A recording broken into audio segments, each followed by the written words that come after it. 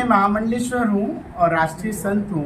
मेरा नाम है योगी हितेश्वर नाथ महाराज, वृंदावन से आया हूँ। और ये राष्ट्रीय यात्रा जो पूरे संपूर्ण हरियाणा में निकल रही है, इसका सिर्फ एक ही मतलब है कि भारत को सनातन हिंदू राष्ट्र बनाना है। इसलिए क्योंकि सबको जगाना बहुत जरूरी है कि जो आज बांग्लादेश की स्थिति है वो कल को भारत की ना हो जाए। तो इसलिए हिंदू जागो जागो जागो, ऐसा ना हो कि तुम्हारे घर भी जल जाएं, तुम्हारे मंदिर भी जल जाएं। और तुमको तो आज शेख हसीना को तो भारत की शरण भी दे दी, लेकिन कहीं ऐसा ना हो कि तुम कहाँ भागोगे। आपके पूरे भारत देश के चारों तरफ 56 देश मुसलमानों के देश हैं, एक भी हिंदुओं का देश नहीं है। तो अगर आपको भागना पड़ेगा तो कहाँ भागोगे, आपको कोई शरण भी नहीं देगा। इसलिए जाग जाओ, ये देश हिंदुओं का था, हिंदुओं का है और हिंदुओं का रहेगा। हाँ स्वामी, कहीं ना कहीं हिंदू मुस्लिम के नाम पे जो बीजेपी सरकार भी हमेशा लड़ाई करवाती रही है, इस तरह के बातें करना कहाँ तक उचित है? आपकी बात ठीक है, ना मैं बीजेपी का हूँ और ना मैं कांग्रेस का हूँ, ना आपका हूँ, ना सपा का हूँ, ना बसपा का हूँ। ठीक है, मैं उसका हूँ जो धर्म की बात करेगा। आपने बात करी कि लड़ाई लड़ाते हैं, लड़ाई नहीं लड़ाते, ये जगाते हैं देशवासी। जगाने का काम है। अगर जागेंगे नहीं तो एक दिन खुद जल के भस्म हो जाएंगे। किसकी?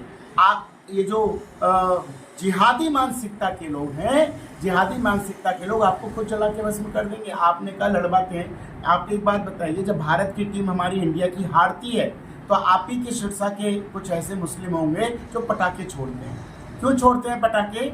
अगर वो भारत के हैं तो भारत के लोग पटाखे छोड़ेंगे अगर वो टीम हारेगी तो? वो भारत के हैं नहीं। और आप शायद ये वाली बात भूल गए हैं। मैं आज आपको बहुत अहम बात बता रहा हूँ। कश्मीर के अंदर कश्मीरी पंडितों को खदेड़ने वाले कोई पाकिस्तान के मुसलमान नहीं थे, वो हिंदुस्तान के ही थे, कश्मीर के ही रहने वाले थे, जो कभी कभी उनके साथ सिमैया शेयर करते थे, राखी बांधते थे, सब कुछ करते थे। लेकिन उन्हीं लोगों ने बलात्कार किए, उन्हीं लोगों ने काट दिया वहाँ की महिलाओं को। आप भूल नहीं सकते, ये कोई बहुत पुरानी बात नहीं है, रिसेंटली की बात है, ऐसे भूलना नहीं है। मैं जागा हुआ हूँ और मैं चाह रहा हूँ कि जो मेरे हिंदू कुंभकर्ण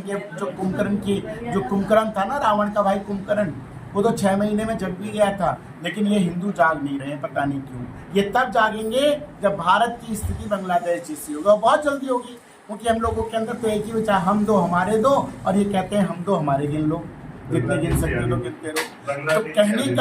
तो कहने का मतलब ये है कि आज उन जिहादी मानसिकताओं के लोगों के कारण आज बांग्लादेश से हिंदू यहाँ भाग के आ रहे हैं, छोड़ के। सुबह से फ्लाइटें भरी भरी आ रही हैं। आप सोचिए, मैं कहता हूँ भारत के लोग कहाँ जाएंगे? अपने आप को बचाओ, अपने सनातन को बचाओ, अपनी संस्कृति को बचाओ। लड़ाना भिड़ाना नहीं है, हमें अपने हिंदुओं को बचाना है, हमें किसी से नहीं लड़ना। इस भारत के अंदर एक और राष्ट्रपति थे, डॉक्टर APJ अब्दुल कलाम आजाद, मैं उनका सम्मान करता हूँ, जो भारत की भारतीयता के ऊपर, भारत की संस्कृति के ऊपर, भारत के रहने वाले हिंदू भाइयों को हिंदू मानते हैं, उन मुसलमानों का सम्मान करता हूँ, मुझे उनसे कोई विरोध नहीं। लेकिन जिहादी मानसिकता जो ये कहेगी कि भारत तेरे टुकड़े होंगे इंशाअल्लाह, ऐसे लोगों का विरोध करता रहूँगा। ऐसे लोगों को भारत में रहने की कोई परमिशन नहीं है, कोई इजाज़त नहीं है। और मेरे भारत टुकड़े करने वाले खबरदार हो जाएं कि भारत टुकड़े करने से पहले एक बार देख लें कि योगी हितेश्वर नाथ से सामना ना करना पड़ जाए, टुकड़े नहीं होने दो। स्वामी, आज की जो युवा पीढ़ी है नशे की ओर अग्रसर है, लगातार जो छोटे बच्चे नशे की ओर बढ़ रहे हैं, क्या संदेश देंगे? मैं तो यही कहना चाहूँगा, इसके पीछे कहीं ना कहीं माँ बापों की कमी है। अगर माँ बाप अपने बच्चों पर ध्यान दें, उनकी, देखिए बच्चा कब बिगड़ता है? जब आप अपने बच्चे के मोबाइल फ़ोन चेक नहीं करते। आप अपने बच्चा के मित्रों को अपना दोस्त बना रहे हैं, कौन उसके दोस्त हैं? हर माता पिता को, जैसे मैं हूँ, मैं भी युवा हूँ, लेकिन मेरी माँ आज भी मेरे फ़ोन में ये देखती कि तुम क्या देख रहे हो। आप सोचिए, आज भी। तो कहने का मतलब ये है कि हमारे माँ बाप को, हमारे बच्चों को बिगाड़ने में सबसे ज़्यादा जो रोल होता है वो पेरेंट्स का होता है। क्योंकि पेरेंट्स लोगों ने क्या करना शुरू कर दिया? बच्चों की सुनना शुरू कर दिया। पहले क्या होता था कि माँ बाप की बच्चे सुनते थे, अब बच्चों की माँ बाप सुनते हैं। तो परिवर्तन तो आएगा ही। भाई हम तो पियेंगे, तुम रोक सको तो रोक लो। तो कहने का तात्पर्य है कि माँ बापों को बदलना पड़ेगा, अपने अस्तित्व को, अपने तत्वों को बताना पड़ेगा कि तुम्हारे माँ बाप हैं, अगर जन्म दे सकते हैं तो गलती करोगे तो मार भी सकते हैं। तो ऐसा हक माँ बाप को समझना चाहिए। तो मैं यही कहना चाहूँगा आपके चैनल के माध्यम से कि कृपया करके नशे को छोड़ो और देश को बचाओ। नशा करने से आप खुद तो शरीर खराब करते हैं, राष्ट्र की, जो भारत राष्ट्र है उसकी संस्कृति का भी सर्वनाश कर रहे हैं। और ये नशा खाली एक उनका अपना नुकसान नहीं करता, उनके घर की सारी बेटियां बहू सभी परेशान होते हैं। तो नशा एक ऐसी चीज है जो भारत के अंदर एक तरीके से जॉब की तरह चिपक गया है। मैं चाहता हूं कि हरियाणा सरकार में कोई ऐसा रूल पारित हो कि यहाँ से शराब नशा मुक्ति, एक तरीके से जो शराब है वो बंद होनी चाहिए और नशा बिल्कुल बंद होना चाहिए, और कैसे भी हमारे युवाओं को नशे से बचाना बहुत जरूरी है। स्वामी, आप रानिया की गौशाला में पहुंचे हैं, लेकिन जो हिंदू धर्म के लोग हैं जो कहीं ना कहीं बेसहारा गौओं की सेवा नहीं करें, उनको क्या संदेश दें? मैं यही कहूँगा, जो बेसहारा गौओं की सेवा नहीं कर रहे ये वो लोग हैं जो एक बार ये सोचते हैं कि हमारे माँ बाप हम पे खूब पैसा खर्च करें तो बहुत बढ़िया है, और जहाँ माँ बाप पैसा खर्च नहीं करेंगे तो उन माँ बापों को वो कहाँ छोड़ देते हैं, वृंदावन किसी वृद्धाश्रम में या आसपास के वृद्धाश्रम में। तो यही गौ माता का हाल है। गौ माता दूध दे रही तो हम उसे सेवा करेंगे, दूध नहीं दे रही है तो उसको हम सड़कों पर छोड़ देंगे, जो उसका कटान होता है आप सब जानते हैं। तो ये लोग वही, ये देश, ये खुद के विरोधी हैं, ये सनातन संस्कृति के विरोधी है, कोई और नहीं है ये।